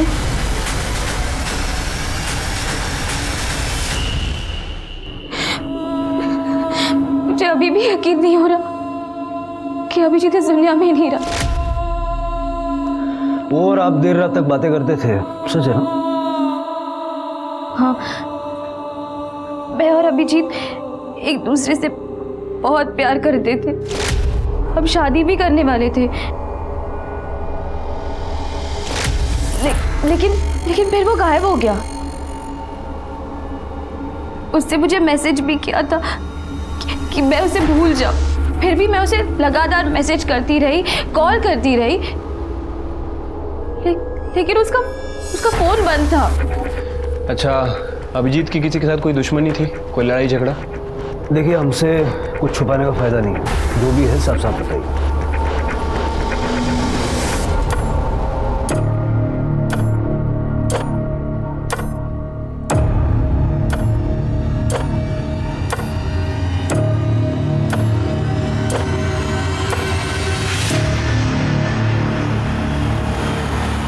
पता नहीं, जो भी है। दादा दादा दादा ना दादा को ना दादा शर्म नहीं आती? चुकी नहीं है दादा, एक कहाँ चुकी नहीं है? कहाँ चुकी नहीं है? दोस्त के बहन के साथ गुलछर्रे उड़ाने गलती नहीं है? हाँ? वो समझ नहीं आता। दोस्त बन के ऐसे धक्का दे रहा, शर्म नहीं आती तेरे को? देख देख प्रवीण, मैं मोनिका से प्यार करता हूँ और मैं उसे कोई धोखा नहीं दे रहा हूँ। मैं मोनिका से शादी करना चाहता हूँ। इसके आगे एक भी वर्ड बोला ना तो इधर किधर जमीन में गाड़ दूंगा, समझा? औकात में रहे अपनी।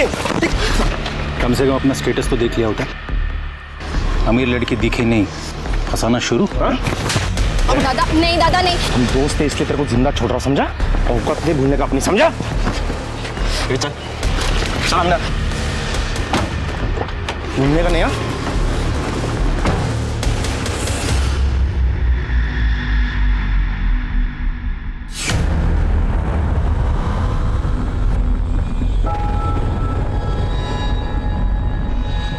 मोनिका, तुम यहाँ और ये सामान?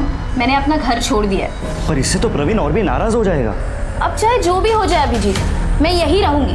और तुमने मुझसे शादी का प्रॉमिस किया था, उसका क्या हुआ? हाँ मोनिका। देखो देखो अभिजीत, मोनिका, अगर तुम दोनों शादी करना चाहते हो तो कर सकते हो, हमें कोई एतराज नहीं है, हो ना?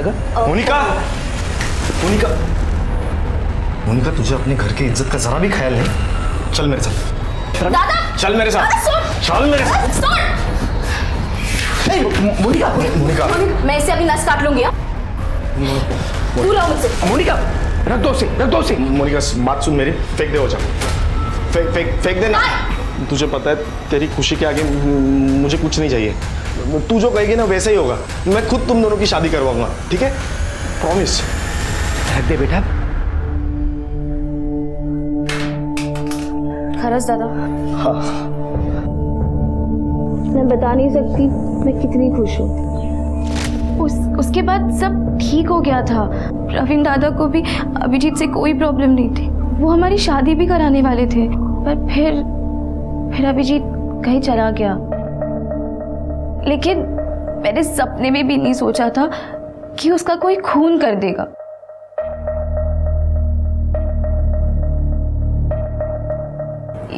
ये मेरे पति है अतुल। अभिजीत 2 साल तक लापता था, तो दादा के कहने पर मैंने इससे शादी कर ली। आखिरी बार आप अभिजीत से कब मिली थी? करवे नगर में हमारे एक फार्म हाउस है। कुछ 2 साल पहले 14 जनवरी को दादा को एक बहुत बड़ा प्रोजेक्ट मिला था, उसी को सेलिब्रेट करने हम सब वहाँ गए थे। मैं, दादा, अभिजीत, अतुल, हम टेरेस पर पार्टी कर रहे थे और इन लोगों ने दोपहर को ही पीना शुरू कर दिया था। अभिजीत, मुझे ना बहुत अर्जेंट काम आ गया, मुझे निकलना पड़ेगा। हाँ, अभी तो पार्टी स्टार्ट हुई है। बहुत इम्पोर्टेंट है। So sorry. इसलिए करीबन 4:30-5 बजे तक मैं घर निकल आई थी। उसके बाद मैंने अभिजीत को कभी नहीं देखा। मोनिका के जाने के बाद फार्म हाउस पे क्या हुआ था?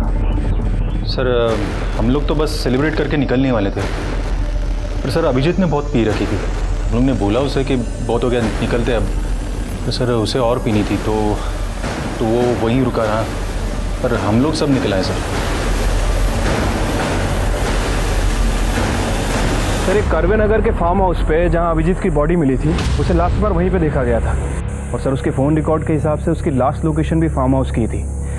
मतलब सर इस फार्म हाउस पे कुछ गड़बड़ हुई है। हाँ शिरकिया, वैसे भी प्रवीण और अभिजीत के फाइनेंशियल स्टेटस में जो बहुत बड़ा गैप है, उसे हम नज़रअंदाज नहीं कर सकते। सर, और एक बात नोटिस करने वाली है। अभिजीत के फ़ोन से उसके परिवार को और मोनिका को जो मैसेजेस किए थे 14 जनवरी को, वो करीब 8 बजे के थे। और पोस्टमार्टम रिपोर्ट के हिसाब से अभिजीत की मौत शाम 4 से 6 बजे के बीच हुई। मतलब प्रवीण अपनी बहन की शादी अभिजीत से नहीं बल्कि अतुल से करवाना चाहता था। और अतुल भी ये जानता था कि मोनिका उससे नहीं बल्कि अभिजीत से प्यार करती है।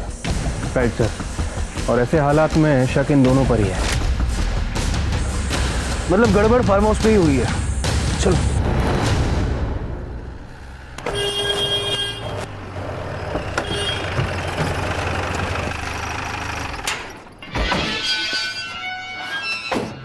देशमुख फैमिली का फार्म हाउस है नहीं? हाँ सब।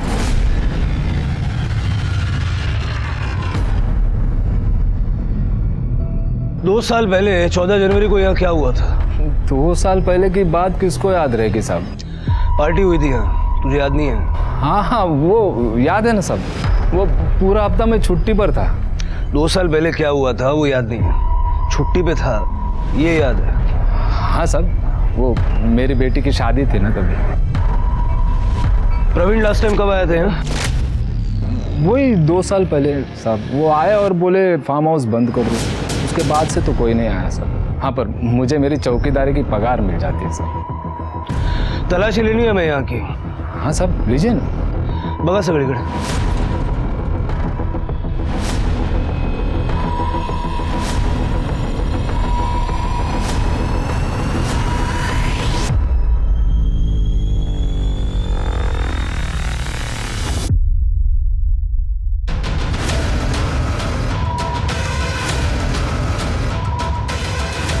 शिरके, कुछ मिला क्या? नहीं सर, यहाँ बहुत सारी शराब की बॉटल्स हैं, लगता है यहाँ पे रेगुलर पार्टीज होती थी।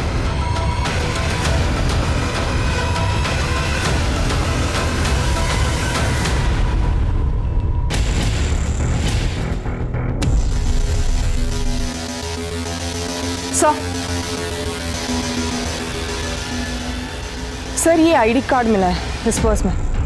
अभिजीत जाधव।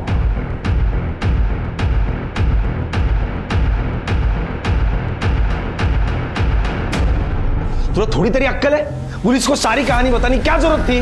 दादा, अगर मुझ में थोड़ी भी अक्ल होती ना तो मैं ये नहीं समझती कि अभिजीत मुझे छोड़कर भाग गया। लेकिन उसके साथ जो हुआ वो कितना बुरा हुआ। अरे जो हुआ उसका मुझे भी दुख है, लेकिन अब क्या करूं? दादा, हमें अभिजीत को इंसाफ दिलाने के लिए पुलिस की मदद करनी चाहिए। लेकिन आपको इतना गुस्सा क्यों आ रहा है?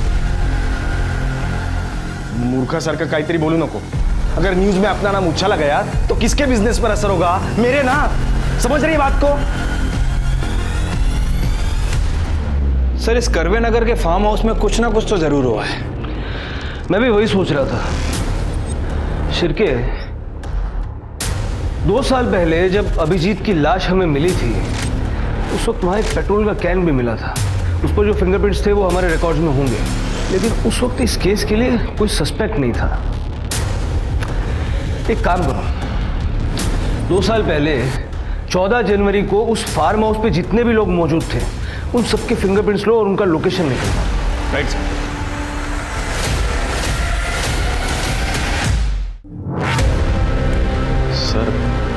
अभिजीत हमारा दोस्त था सर। उस दिन से उसका गायब होना, फिर उसकी मौत की खबर सुनकर हम भी बड़े दुखी है सर। सर उस दिन फार्म हाउस से हम लोग निकल गए थे, वो अकेला ही था। कौन कहाँ था ये तो जल्दी पता चल जाएगा। सर हम लोग सच कह रहे हैं सर, हम लोग फार्म हाउस से निकल गए थे।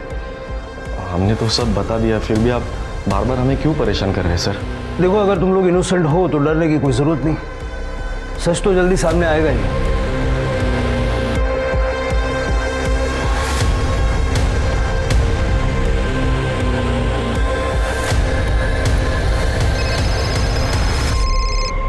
हाँ शिरके। सर फिंगरप्रिंट रिपोर्ट आ गई है। सर पेट्रोल के डब्बे पे जो फिंगरप्रिंट मिले थे वो प्रवीण और अतुल से मैच हो रहा है। मतलब खून इन्हीं दोनों ने किया है? Right sir. 14 जनवरी 2017 उस दिन के तुम दोनों के मोबाइल लोकेशन निकाले हमने। कहाँ के थे पता है? भारती नगर, जहां अभिजीत की लाश को जलाया गया। वहां हमें पेट्रोल का कैन भी मिला था, उस पे तुम दोनों के फिंगरप्रिंट्स हैं। सर हमारा यकीन कीजिए, हमने अभिजीत को नहीं मारा। अपनी बहन की शादी अभिजीत से करवाने का सिर्फ ढोंग कर रहा था। तू चाहता था कि तेरी बहन की शादी अतुल से हो, और आखिर में तुम दोनों ने मिलके अपने मन की हसरत पूरी कर ली। नहीं सर, हम सच कह रहे हैं, हमने अभिजीत को नहीं मारा। सर हम लोग फार्म हाउस से निकल गए थे, वो नशे में तो वहीं पे रुका था, हमने नहीं मारा उसे। झूठ बोल रहा है सर ये, और इसके वॉचमैन ने भी हमसे झूठ बोला था। उस दिन 14 तारीख को वॉचमैन फार्म हाउस पे ही था। उसकी बेटी की शादी तो 10 जनवरी को ही हो गई थी। वॉचमैन ने 14 तारीख को शाम को 7 बजे फार्म हाउस फ़ोन किया था, और उसके बाद ये प्रवीण फार्म हाउस आया था। सर मैं सब कुछ सच बता जल्दी बता।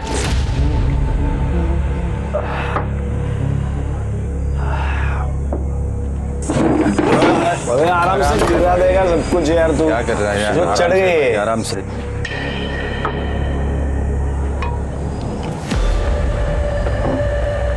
सुनो मैं क्या बोल रहा हूँ? अबे क्या कर रहे हैं यार? अबे ऊपर मत जा अभिजीत, ओपन वायर है, शॉक लग जाएगा। अबे कुछ नहीं होगा यार, आजा। अरे पिया हुआ है, तू उधर मत जा भाई, नीचे आ जा। उस शाम हमारी पार्टी ठीक ठाक चल रही थी, लेकिन अचानक तब हमारे क्लाइंट का मुझे कॉल आया। अभी मेहता का फोन है, क्लाइंट अपना। हेलो, हाँ सर, हाँ सर पहुँचता हूँ। ए भाई हम लोग जा रहे हैं, आ रहे क्या तू? लेकिन वो आने के लिए तैयार ही नहीं था। फिर हम लोग निकल गए। फिर 1-1.5 घंटे के बाद वॉचमैन का मुझे फ़ोन आया। उसने मुझे बोला कि वो अभिजीत ज़मीन पर गिरा है, मर चुका है। फिर हम लोग तुरंत वहाँ पे गए और देखा कि वो जलने की बू आ रही है। मतलब वो ओपन इलेक्ट्रिक वायर का शॉक लगा होगा, ये ऊपर से नीचे गिर गया। हाँ ऐसे ही हुआ होगा ना। मुझे लगता है पुलिस को बोलना पड़ेगा यार। दिमाग तो ठीक है तेरा, इसका और मेरा झगड़ा हुआ था, सबको पता है। पुलिस को पता चलेगा तो सबसे पहले मुझे उठा लेंगे। फिर क्या करें? एक काम करते हैं, इसके बॉडी को ठिकाने लगाते। फिर अतुल और मैं अभिजीत की लाश लेकर कार से भारती नगर गए और वहां पे उसकी बॉडी जला डाली।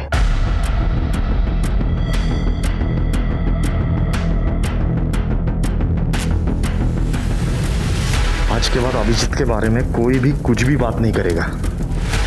और फिर बाद में राजाराम वॉचमैन को पैसे देके उसको चुप करवाया। इसका मतलब है कि 8 बजे के आसपास अभिजीत के फादर और मोनिका को जो मैसेज गए थे, वो भी अभिजीत के फोन से, वो तुमने ही किए थे। अब जल्दी जल्दी बता दे कि अभिजीत का फोन कहाँ है? अभिजीत का फोन सर? हमने अभिजीत का फोन नहीं देखा सर, सच कह रहे सर। तुम दोनों की बातों में सच्चाई कितनी है ये जल्दी पता लग जाएगा। पेट्रोल छिड़ककर अभिजीत की लाश को आग में झोंकने वाले अतुल और प्रवीण पुलिस की गिरफ्त में थे, लेकिन क्या सचमुच उन्हीं दोनों ने अभिजीत को मौत के घाट उतारा था, या अभिजीत का कातिल अभी भी खुली हवा में सांस ले रहा था? पुलिस असली कातिल तक पहुंच पाती उससे पहले इस केस में एक और हैरतंगेज मोड़ आना अभी बाकी था।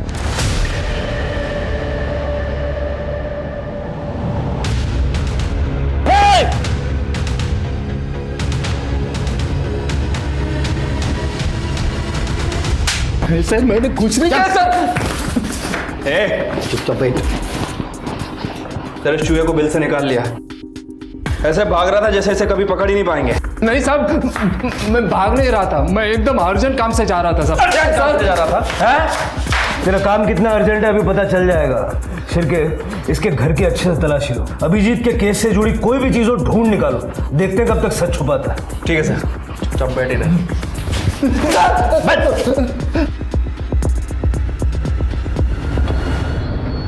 सर हमने राजाराम के घर की तलाशी ली थी। ये देखिए 2 साल पुराना वीडियो मिला उसके फोन में।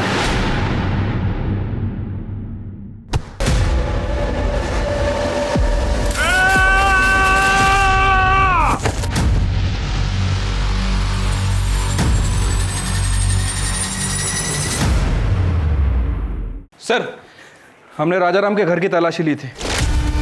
ये देखिए 2 साल पुराना वीडियो मिला उसके फोन में। ये वीडियो राजाराम के हाथ कैसे लगा? सर वो तो नहीं पता, लेकिन जब मैंने इस राजाराम का बैंक अकाउंट चेक किया सर, मेरा शक और बढ़ गया। सर, ये जो वीडियो वाला आदमी है राजाराम के अकाउंट में हर महीने पैसे ट्रांसफ़र कर रहा है जब से हमने अभिजीत का केस ओपन किया है। उठा लो इसे। सर, क्या कह रहे हो आप इंस्पेक्टर साहब? ये सरासर गलत है। मैं अपने बेटे को क्यों मारूंगा, वो भी जान से? अरे साहब, मैंने कभी चाटा भी नहीं मारा उसको। करडे आना त्याला। सर,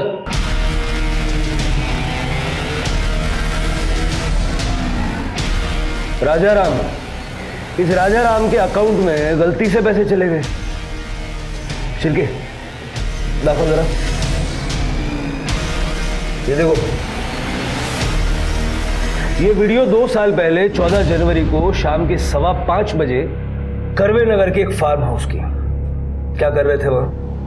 मैं कहीं नहीं गया था। अभिजीत को मारते वक्त तो तुमने अपना फोन स्विच ऑफ रखा था, लेकिन जब उसकी लाश को जलाया भारती नगर में, वहां तुम्हारा फोन स्विच ऑन था।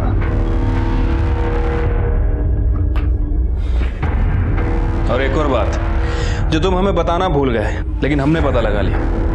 अभिजीत तुम्हारी पहली बीवी का बेटा है, शोभा का नहीं, इसीलिए हटाया ना उसे रास्ते से। अब सीधे सीधे बताओगे या अपने तरीके से उगलवाएं? अभिजीत की माँ सरिता मेरी पहली बीवी थी, उसका देहांत हो गया। उसके बाद सरिता की बहन शोभा से मैंने शादी की, लेकिन अभिजीत को ये बात कभी नहीं बताई मैंने। लेकिन साहब, मेरे एक रिश्तेदार से झगड़ा हो गया और उसने सारी बात अभिजीत को बता दी। उसको पता चला कि उसकी माँ उसकी सौतेली माँ है। तब से वो डिस्टर्ब हो गया साहब। ये कविता जो है वो मेरी और शोभा की बेटी है। पहले कविता और अभिजीत के बीच में भाई बहन का रिश्ता था, लेकिन ये बात समझने के बाद बाबा, बर्दाश्त की भी हद हो गई है। जितनी भी जमीन बची है ना, उसमें इसका सिर्फ 20 से 25% है, बाकी सारा हिस्सा मेरा है। कुछ भी हो जाए, लेकिन मैं अपना हिस्सा इसके साथ नहीं बांटने वाला। घर में हिस्से को लेकर, प्रॉपर्टी को लेकर रोज झगड़े होते थे और उससे मेरी परेशानियां बढ़ती गई और मुझे मजबूरन अभिजीत को मारने का प्लान बनाना पड़ा। अरे हाँ भाई, मैं शाम तक फार्म हाउस में पहुंच जाऊंगा। अरे मैं श्योर 100% आ रहा हूँ। मैं दोपहर में वहाँ जाकर छिप गया था और मौके के इंतज़ार में था, और साहब वैसा मौका मिला भी। शाम के समय अभिजीत के एक दोस्त सब निकलने लगे।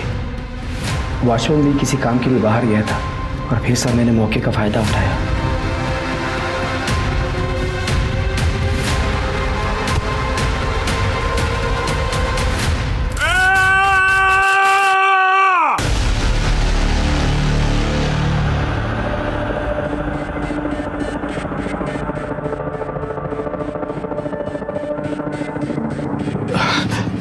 देखो, किसी को कुछ मत बोलना।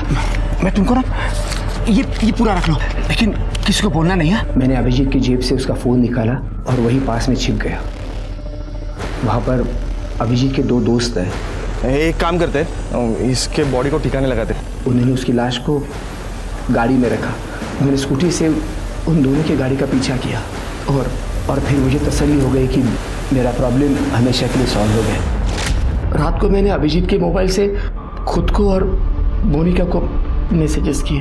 पिछले 2 साल से मैं राजाराम को पैसे दे रहा था। जिस बेटे ने अपनी किडनी तुम्हें देके तुम्हारी जान बचाई, तुमने उसी की जान ले ली। बाप कहलाने के लायक नहीं हो तुम। जिस तरह की मौत अभिजीत मरा है ना, उससे भी दर्दनाक मौत तुम्हें मिलनी चाहिए। बेटे अभिजीत के खून के आरोप में चंद्रकांत जाधव को कड़ी सजा मिली। सबूत मिटाने के जुर्म में अतुल और प्रवीण को भी जेल की हवा खानी पड़ी। वहीं अभिजीत की निर्मम हत्या के बाद इस बात पर यकीन करना मुश्किल है कि खून का रिश्ता दुनिया में सबसे मजबूत रिश्ता होता है। इसलिए स्वार्थ, अहंकार और बदले की भावना को परे रखकर ऐसे किसी भी अपराध में शामिल होने से पहले एक बार बाद में होने वाले भयंकर परिणामों के बारे में भी जरूर सोचें। अब मैं सोनाली कुलकर्णी आपसे विदा लेती हूँ। कल फिर मिलेंगे क्राइम पेट्रोल सतर्क जस्टिस रिलोडेड में एक नए केस के साथ। तब तक मास्क पहने, सैनिटाइजर का इस्तेमाल करें, अपना और अपने परिवार का ख्याल रखिए। देखते रहिए क्राइम पेट्रोल सतर्क। जय हिंद।